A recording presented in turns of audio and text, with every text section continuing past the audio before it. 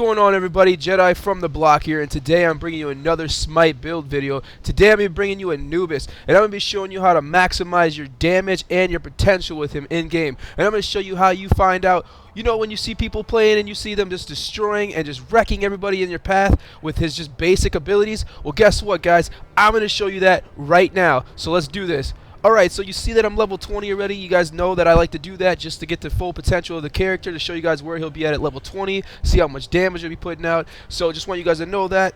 Also, you guys do know that I only played Joust. Now, with that being said, for Conquest players and Joust players, we're starting this off. You want to get Grasping Hands, definitely is going to be there because that's for laning. It's going to be for farming. And it also does cause a considerable amount of damage early on. Next up, you're definitely going to want to get your Plague of Lotus. Plague of Lotus is also good for farming, clearing lanes, and it also does put out more damage as well.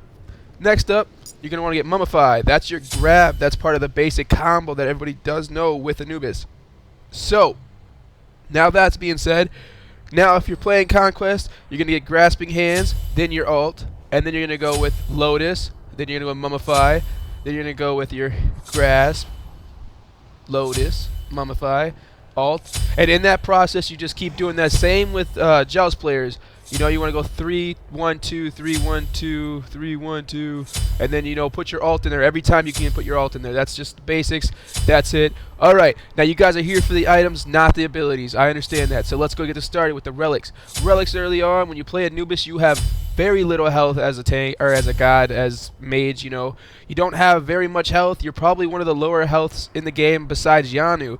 So you could either start this more than one way. Now, I've stated this: when you play as a mage, you should rely on your team to help you get the blue buff in the beginning, the mana buff. So get Sanctuary to protect you early on in game from either an assassin or someone who is just targeting you early on. Like, if someone you're playing is always going to target you. Remember that. If you're playing Anubis, someone is always going to target you, because no matter how late in the game it gets, you are going to be the powerhouse, the rock. You're going to be the anchor to your team. Guaranteed that.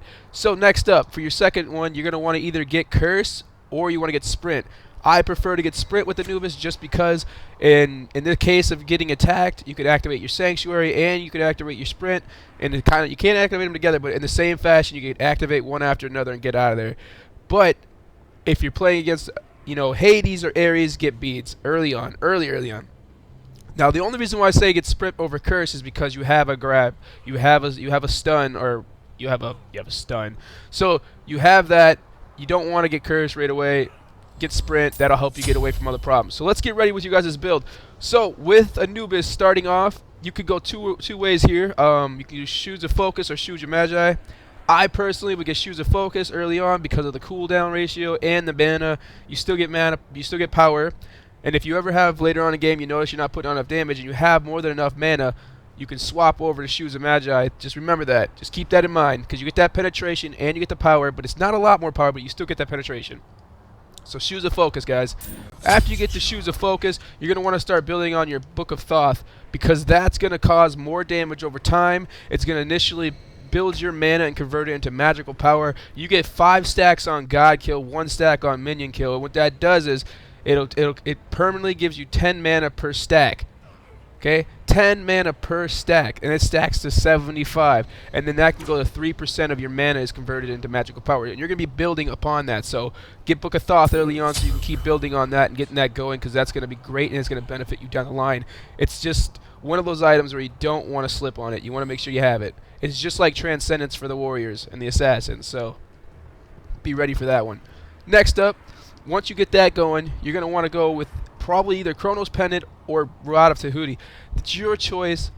They're both very good early on, even as it can be. I would personally go with probably Rod of Tahuti, because you're going to get the magical power, the mana recovery, and increases your magical power by 25%. You're going to want that. You're going to want that on there. It's going to be it's going to put out the damage. So now you got your next ability to put in here. Penetration is probably where it's going to be good at. You're going to want to go with Obsidian Shard. It gives you 70 magical power, but it also benefits you with a 33% magical penetration. That's 33% on top of the 10% you're already going to get. So, get it. Alright, your next ability is going to be Chronos Pendant for that extra damage. Okay? Remember, Chronos Pendant. So, Now that you have all your abilities stacked on there, you're looking good. You have your set. You have your structure build already. You have your builds. You know you're at your last. You're on your last bit, your last item you can choose from. Now with Anubis, his passive is built around lifesteal. As you can see, I have no lifesteal stacks because I have nothing. Nothing.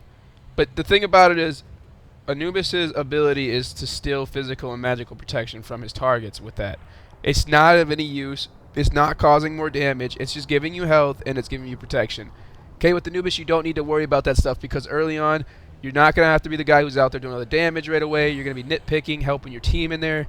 You're the guy who's at like level 8 or 9 who's going to be just destroying everything in his path. So just remember that. Be smart about it. Don't waste your abilities unless you're really good with Anubis where you can just all stack on lifesteal, which I don't even do. And I'm pretty good with Anubis. I don't do it.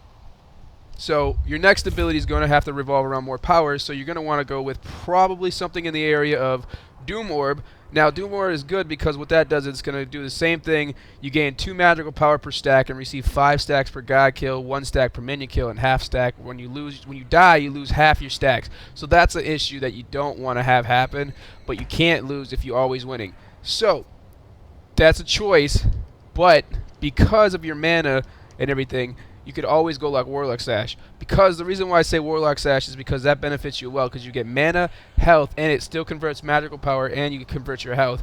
So, and it's the same thing, 5 stacks on God kill, 1 stack on minion kill, and the max is 100 stacks. Okay? You're also getting health. With Anubis, you already have low health as it is. So you have to think about that one. So I would definitely go with that. But that's early on. Now, so we're going to go show you some damage here, what happens when you go in and you start putting out the damage early on. So 174 is your base. So your combo would revolve around something like this. You'd want to do your Mummify, your hands, and then your Tick. That would pretty much kill the enemy early on, even at a low stage like level 2 or 3. Or not 2 or 3, 4 or 5, I'm sorry guys. It's really early for me. So now we're going to come in here and we're going to mess with Raw. So we're going to give him the base. We're going to come in, hit him with that, hit him with that, hit him with that. Now, you have to remember, I have no stacks on either of my Warlock Sash or my Book of Thoth. So you have to remember that. I'm not putting out as much damage yet. I'm not putting out as much impact. I'm not giving that penetration all in there yet. So once I start getting those stacks, then I'll be able to overcome anything. So you got to remember, like, you're going to be playing, you're going to be going, you're going to be doing a lot of damage. But where I'm at now, if I was level 20, I'd probably have my stacks maxed out. And I'd probably be doing the max amount of damage I could do with Anubis. And that's pretty good. I'm at 651 power right now. But that's because also I don't have stacks on. You give me some more stacks, we should be up there. Yeah. I mean, I could go 751 probably right now if I were to get rid of Warlock Sash. Which I wouldn't do. Remember, I'd keep what I had. But if you wanted to do something else, you could do Soul Reaver. That would give you 100 more magical power. Wouldn't really give you any stacks. You could go with Bancroft's Talon. I mean, that again, that's something you would have to think about because that's just giving you additional damage per health when you lose. So it's up to you. But it's not a stackable item. But we'll go with Soul Reaver. So let's get him with that. 2, 3, 1.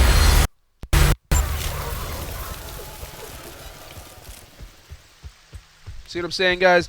The amount of power you'll be putting out later in game as you build those stacks will be extremely powerful. You'll be dominating everyone that comes near you. You'll be able to stop even a Loki from basically hitting you with his ult. All you'd have to do is use Sanctuary at the right time, turn around, hit him with your Locust Spray, and Loki will go running. He will run away from you. If not, you will kill them. He will run, he will die probably. So hit him with this. So now we got 15 stacks. Now, with 15 stacks, we're already pushing, we're 710 right now. I'm guessing once I get this fully maxed out, I should be able to come close to about maybe 830. I really don't know based off of this the stacks I have for that, because I would run the Warlock Sash with the Book of Thoth, but Right now we're using Soul Reaver.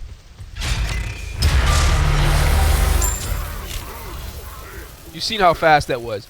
Now, later on this afternoon, I'm going to be putting out some actual gameplay based around Anubis and as well with Terra. I've come out with a really good build on Terra. If you guys want to go check that out at my YouTube channel at Jedi From The Block, be sure to like, subscribe on that, you guys. It's a really good video. It helps you show how to build around her as being a tank, but also being able to put out damage. So we're going to come in here again. I'm going to show you guys one more time. That's just your basic combo, guys. Your basic combo. All right, we're going to come in. We're going to hit it with. Well, we're going to hit him this time. We're only going to hit him with the 1, 3, and your 4, your alt. So let's do that.